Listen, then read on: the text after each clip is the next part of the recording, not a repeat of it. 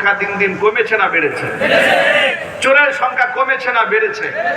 ডাকাতের সংখ্যা কমেছে না বেড়েছে?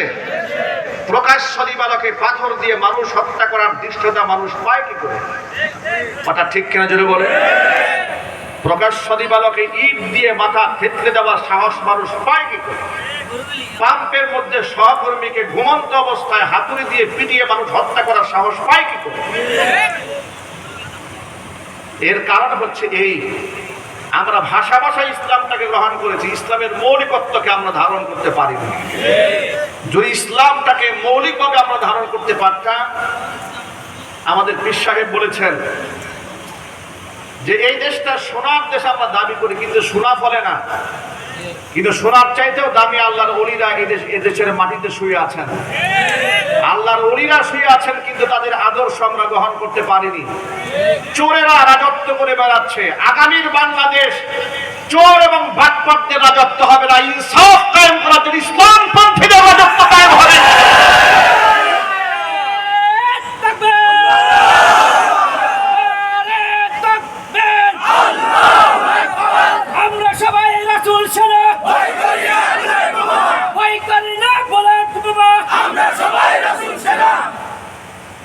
প্রিয় ভাইরা আমার,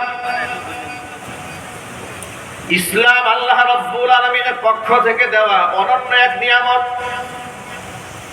কোরআন মাজিদ আল্লাহ তাআলা দুটো নিয়ামত নিয়ে বান্দাকে খুশি হয়ে যেতে বলেছেন। কয়টি নিয়ামত নিয়ে?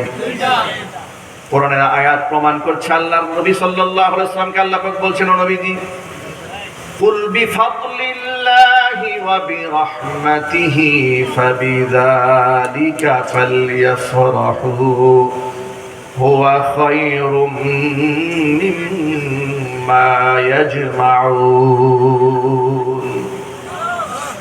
নবীজি দুইটা জিনিস নিয়ে মানুষদেরকে আপনি খুশি হয়ে যেতে বলেন। এক হচ্ছেন বিফাদলিল্লাহি ওয়া বিরহমাতিহি, আমি আল্লাহ পাকের করুণা এবং রহমত। শাব্দিক অর্থ মুফাসসিরিনে কেরাম লিখেছেন, ফাদলুন মানে হচ্ছে কোরআন, আরেকটা বর্ণনার মধ্যে সে ফাদলুন মানে হচ্ছে ইসলাম, ওয়া বিরহমাতিহি মানে তার নবী মুহাম্মদ সাল্লাল্লাহু আলাইহি ওয়াসাল্লাম।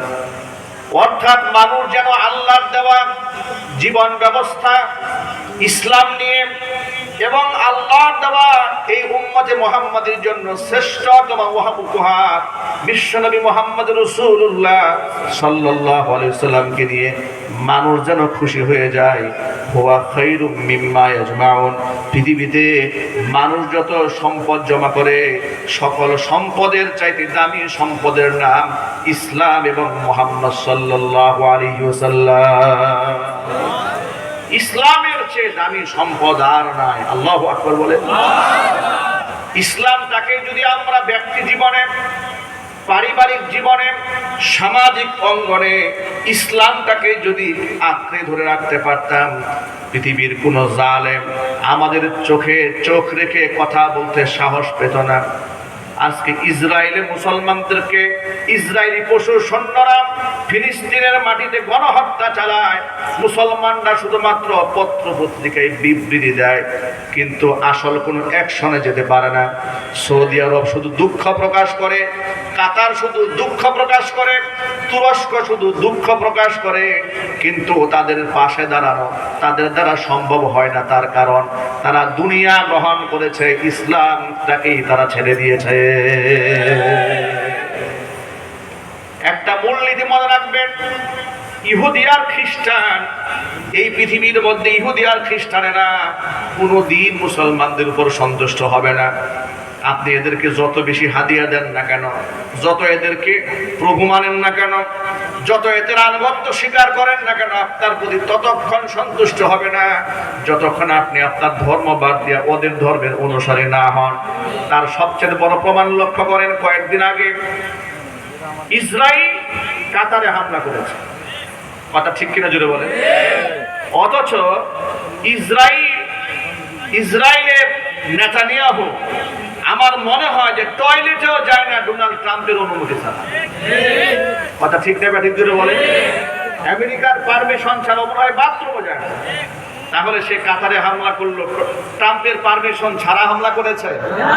না, হামলা করেনি। কিন্তু আমি মন্তব্যে বলেছিলাম যে কাতারের উপর শুধু হামলা কেন, কাতার, সৌদি আরব, লেবানন, তুরস্ক, মধ্যপ্রাচ্যের সবগুলো দেশে ইসরায়েলের হামলা করা উচিত। কারণ সবগুলো দেশের শাসকরা মুনাফিকের ভূমিকা উত্তীর্ণ হয়েছে। ফিলিস্তিনের মানুষ যখন কাঁদে, ফিলিস্তিনের মুসলমানেরা, শিশুরা, নারীরা যখন নির্যাতিত